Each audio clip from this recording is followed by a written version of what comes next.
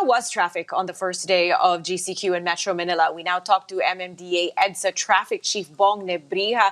Good morning, Colonel Bong. You were on the ground yesterday overseeing traffic flow in EDSA. What's your assessment of day one of GCQ in Metro Manila? Were there any choke points? Yes, yeah, good morning. We observe traffic building up early on in the morning because the motorists were sort of confused that the inner lane or the median lane has already been closed for the buses. And with that, we needed to drive away motorists who got caught inside these barriers so that we could let the bus pass through.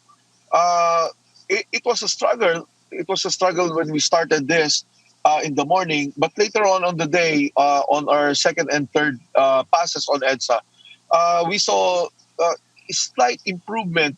And later on that day, many motorists have already found their right alignment, and traffic was flowing better compared to the early on of that morning.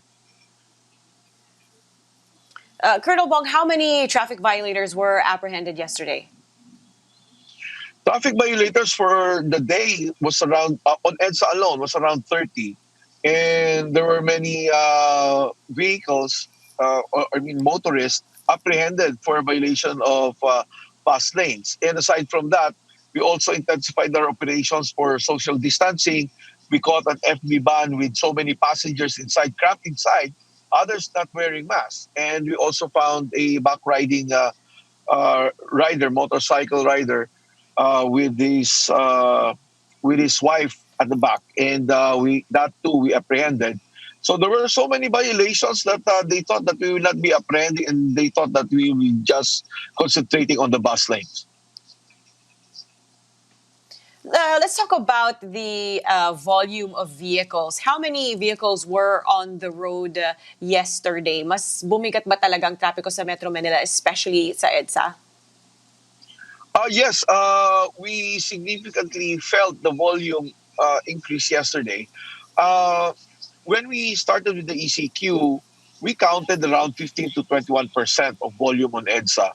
And then when we went to MECQ, the number rose to around 40%. This one, uh, yesterday, maybe around 50 to 60%. It's still not bad compared to the previous volume of EDSA before COVID. Precisely because we still do not have the buses here, and others are still working from home, and the only allowable workforce in industries and companies are just 70%. However, when we downgrade even further to MGCQ, I think we will be seeing more vehicles on EDSA.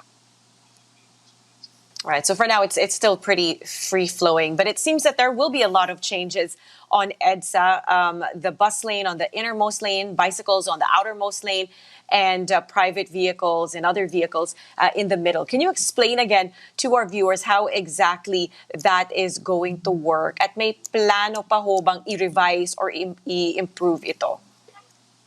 Well, for now, we're sticking with a single bus route on EDSA. So that's the buses will now run on the median lanes of EDSA. This will be barricaded. We're procuring concrete barriers to segregate the buses from private vehicles already for good. And the loading and unloading areas will be on selected MRT stations and footbridges. There will be 15 eventually. And that's the one that we are reconstructing right now on EDSA on the median lanes. If you will be passing through Ortigas, Guadalupe, and other parts of EDSA.